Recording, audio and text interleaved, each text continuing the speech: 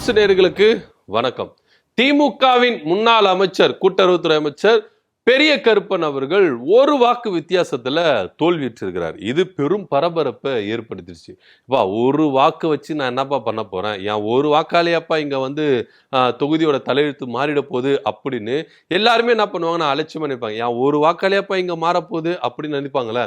அந்த மாதிரி ஒரு சம்பவம் இங்க நேரடியா நடந்திருக்குது அப்படின்னு தான் பார்க்கணும். ஒரு வாக்கு வித்தியாசத்துல முன்னாள் அமைச்சர் பெரிய கருப்பன் என்ன பண்ணியிருக்காரு, தோல்வி அடைஞ்சிருக்கிறாரு அப்படின்றது தான் ரொம்ப பரபரப்பா பேசப்பட்டது. ஆனா இது குறித்து பெரிய கருப்பன் என்ன பண்ணாருன்னா, தேர்தல் ஆணையத்தில் அணுகும் போது தேர்தல் ஆணையத்துல சரியா ரெஸ்பான்ஸ் பண்ணவே. உடனே நீதிமன்றத்துக்கு போறாரு.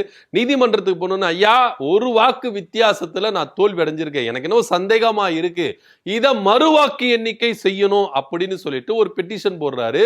இதுல தேர்தல் ஆணையம் பதில் அளிக்கணும் அப்படின்னு சொல்லிட்டு சொல்றாங்க. அதுக்கப்புறம் இந்த விஷயம் ரொம்ப சுவாரஸ்யமா போகுது. என்ன அப்படின்னு பாத்தீங்கன்னா, பெட்டியவே மாத்தி இருக்காங்க ஐயா, பெட்டியவே மாத்திருக்காங்க. தபால் வாக்கு எண்ணிக்கை வரல. இந்த தபால் வாக்கு எண்ணிக்கை சிவகங்கை மாவட்டம் திருப்பத்தூர் தொகுதிக்கு வர வேண்டிய தபால் வாக்கு எண்ணிக்கை திருப்பத்தூர் மாவட்டத்துக்கு போயிருக்கு. அதுதான் இங்க ஒரு பெரிய ட்விஸ்டாவே இருக்கு. தேர்தல் ஆணையம் இதுக்கு பொறுப்பு எடுத்துக்கணும் அப்படின்னு சொல்லிட்டு பெரிய கருப்பன் அவர்கள் தரப்புல என்ன பண்றாங்க, வாதாடுறாங்க. உடனே வந்தாங்க தேர்தல் ஆணையம், ஐயா இங்க வந்து போஸ்ட் ஆபீஸ் வந்து என்ன பண்ணாது, இந்த தபால் வாக்குகளை அனுப்பாது, தேர்தல் ஆணையம் தான் என்ன பண்ணும், அனுப்போம். சோ இது மாத்தி அனுப்பியிருக்கப்பட்டிருக்கும் பட்சத்துல இது நாங்க நடவடிக்கை எடுப்போம். ஆனா இதுல சட்ட விதிகள் இருக்குதா அப்படின்னா அது கொஞ்சம் டிஃபிகல்ட்டா தான் இருக்குது அப்படின்னு தேர்தல் ஆணையம் தரப்புல சொல்லி இருக்கிறாங்க. சோ அதுக்கப்புறம் பெரிய கருப்பன் தரப்புல இருந்து வாதாடணுங்க, இதுக்கு தக்க நடவடிக்கை எடுக்கணும் அப்படின்னு சொல்லியிருக்காங்க. முன்னதாகவே பெரிய கருப்பன் என்ன சொன்னார் அப்படின்னா, இவரை எதிர்த்து போட்டியிட்டார்ல தாவேக்கால சீனிவாச சேனாதிபதி, இவரை எம்எல்ஏவா அங்கீகரிக்க கூடாது, சட்டமன்றத்தில் இவர் பதவியேற்க கூடாது, தடை விதிக்கணும் அப்படின்னு சொல்லிட்டு அவர் ஒரு மனு போட்டிருந்தார். இந்த மனுவுக்கு சீனிவாச சேனாதிபதி தரப்புல இருந்து என்ன வாதிட்டாங்கன்னா, இது வந்து தேர்தல் ஆணையம் மூலம் கடிதம் போட்டு அணுக வேண்டிய ஒரு விஷயம். சோ இது வந்து சட்டமன்றத்துக்குள்ள எடுபடாது. சோ அதனால எங்களுக்கு தடை விதிக்க கூடாது அப்படின்னு சொல்லிட்டு அவர் ஒரு புறம் என்ன பண்ணாரு, வாதாடி இருக்காரு. உண்மையிலேயே பெரிய கருப்பன் வாக்கு வித்தியாசம், அது ஒரு வாக்கு வித்தியாசம். ஏன்னா இவர் 83,364 வாக்கு எடுத்தாரு, இவர் 83,365 வாக்கு எடுத்திருக்காரு. ஒரு வாக்கு வித்தியாசத்துல இவர் ஜெயிக்கிறார்.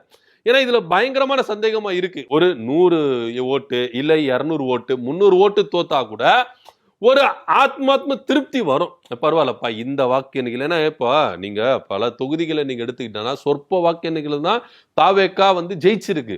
500 100 200 1000 இந்த வித்தியாசத்துல தான் என்ன பண்ணிருக்காங்க, தோத்துருக்காங்க. கண்டி ஒரு வாக்கு வித்தியாசம் அப்படின்னும் போது இதுல ஒரு பெரிய சந்தேகம் இருக்கு. அது மாத்திரம் இல்லாம தபால் வாக்குகளே இங்க கை மாறி இருக்கு. அதுவும் மாவட்டத்தை விட்டு மாவட்டம் மாறி இருக்கு. திருப்பத்தூர் மாவட்டம் எங்க இருக்கு, திருப்பத்தூர் தொகுதி எங்க இருக்கு, சிவகங்கை மாவட்டத்துக்கும் திருப்பூர் மாவட்டத்துக்கு வித்தியாசம் தெரியாமையா தேர்தல் ஆணையம் இங்க செயல்படுது அப்படின்ற ஒரு கேள்வியும் இங்க எழும்பதான் செய்யுது.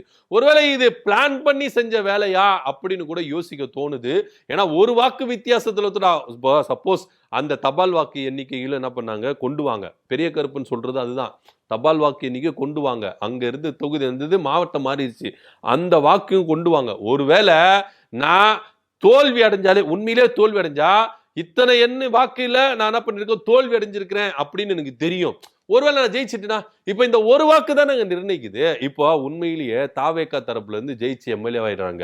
எம்எல்ஏ ஆயிட்டா ஒரு செயல்படுற திட்டங்கள்லாம் இதுல வந்து என்ன பண்ணா, இவர் ஜெயிச்சிட்டாரு அப்படின்னு தீர்ப்பு வந்துச்சுன்னா கேன்சல் ஆகும். அதுதான் ஒரு பெரிய மேட்ரே விஷயமாவே இருக்குது.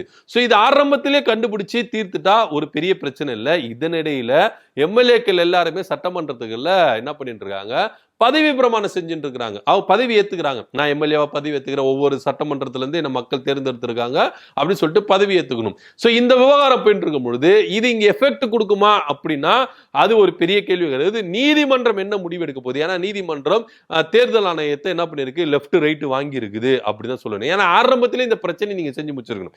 தவறு உங்க பேர் மேல தான் இருக்கு. திருப்பத்தூர் தொகுதியில் இருக்கிற தபால் வாக்குகள் எப்படி திருப்பத்தூர் மாவட்டத்துக்கு போக முடியும் அப்படின்னு ஒரு விஷயம் இருக்குது. சோ இதை தீர ஆராய்ஞ்சு விசாரி. இப்போ பெரிய கருப்பன் சொல்ற விஷயங்கள் நீங்க எடுத்துட்டீங்கன்னா சும்மா போற போக்கெல்லாம் சொல்ல முடியாது, ஆதாரம் வேணும். அது எப்படிப்பா திருப்பத்தூர் தொகுதியில இருந்து திருப்பத்தூர் மாவட்டத்துக்கு போவோம் அப்படின்ற ஒரு கேள்வி எழும்பலாம். அது இருக்கிறது தான் அவர் சொல்றாரு கண்டி. நீதிமன்றத்துல வாதாடுற கண்டி பொய்யா இருந்தா வாதாடுறதுக்கான அவசியமே கிடையாது. அப்போ இங்க வந்து என்ன பண்ணிருக்கு, பெட்டி மாறி இருக்கு. திருப்பத்தூர் தொகுதிக்கு வர வேண்டியது திருப்பத்தூர் மாவட்டத்துக்கு போயிருக்கு. சோ அப்படி இருக்கும்பொழுது இங்க பல விஷயங்கள் ஏன் இப்போ அந்த தொகுதியில வந்து பாத்தீங்கன்னா அந்த தபால் வாக்குகளை பெரிய கருப்பன் அவர்கள் லீடிங்ல வரதுக்கு வாய்ப்பு உண்டுல்ல.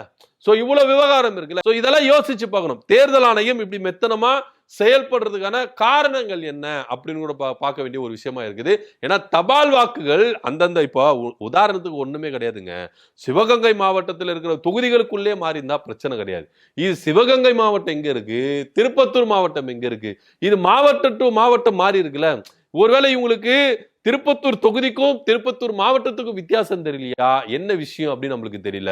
ஆக மொத்தம் இதுக்கு முழுக்க முழுக்க பொறுப்பெடுத்துறது யாரு அப்படின்னா தேர்தல் ஆணையம் தான் பொறுப்பெடுத்துக்கணும். திரும்பவும் இங்க மறுவாக்கு எண்ணிக்கை நடைபெறும் வருதான வாய்ப்புகள் இருக்கு. ஒருவேளை இங்க திருப்பத்தூர் தொகுதியில பெரிய கருப்பன் ஜெயிச்சா விஜய் அவர்களுக்கு ஒரு பெரிய சவாலா இருக்கும் அப்படின்றது தான் ஒரு பெரிய கருத்தா இருக்கு. ஏன்னா இப்ப தாவேகாவில 108ல இருந்து ஒன்னு மைனஸ் ஆயிடுச்சு. திருச்சி கிழக்கு தொகுதி அவர் என்ன பண்ணாரு, ரிசைன் பண்ணிட்டாரு. இப்ப 107 தான். இப்ப இந்த 107லயும் திருப்பத்தூர் தொகுதி போயிடுச்சுன்னா 106 பெரும்பான்மை நிரூபிக்கிறதுக்கு இங்க பெரிய சிக்கல் ஒண்ணு வரும் அப்படின்னு தான் பார்க்க வேண்டிய ஒரு விஷயமா இருக்குது. சோ இப்ப கூட விஜய் அவர்கள் சிபிஐ சிபிஎம் விசிகாவோட தயவுனால தான் என்ன பண்றாரு, ஆட்சி பிடிச்சிருக்காரு. இப்ப இன்னும் 2 நாட்கள்ல 3 நாட்கள் என்ன பண்ணணும், பெரும்பான்மை நிரூபிக்கணும் அப்படின்ற ஒரு கட்டாயத்துல விஜய் அவர்கள் இருக்கிறாருன்னு வச்சுக்கீங்களேன். இதனிடையில நீதிமன்றம் என்ன மாதிரி ஒரு தீர்ப்பு கொடுக்க போகுது, ஒருவேளை திருப்பத்தூர் மாவட்டத்துல தவறா எண்ணப்பட்ட திருப்பத்தூர் தொகுதிக்கு உட்பட்ட தபால் வாக்குகளை திரும்பவும் எண்ணி அதை இங்க சேருங்க அப்படின்னு சொல்றதுக்கும் வாய்ப்புகள் உண்டு.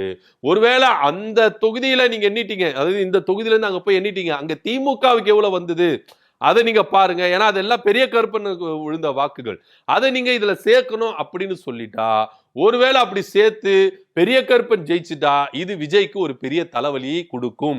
இது அவருக்கு எண்ணிக்கையில கம்மியா ஆகிறதுக்கான வாய்ப்புகள் அதிகமா இருக்குது. ஏன்னா இப்போ சிபிஐ சிபிஎம் விசிகா இந்தியன் முஸ்லிம் லீக் ஆக மொத்த 2 சொல்லிட்டு 8 தொகுதிகள்ல தான் அவர் என்ன பண்றாரு, ஆட்சி அமைச்சிருக்கிறாரு. இதுல விஜய்க்கு ஒரு தொகுதி போனாலும் பெரிய மைனஸா இருக்கிறதுக்கான வாய்ப்புகள் இருக்குது அப்படின்னு தான் பார்க்க வேண்டிய ஒரு விஷயமா இருக்குது. இது சாதாரண விஷயம், ஒரு வாக்கு தானே அப்படின்னு சொல்லிட்டு கடந்துட முடியாதுங்க. இந்த ஒரு வாக்கு தான் அந்த தொகுதி எம்எல்ஏக்களை சூஸ் பண்றது, அந்த தொகுதி மக்களுடைய நிலைமையை மாத்துறதுக்கான வாய்ப்புகள் இருக்குது.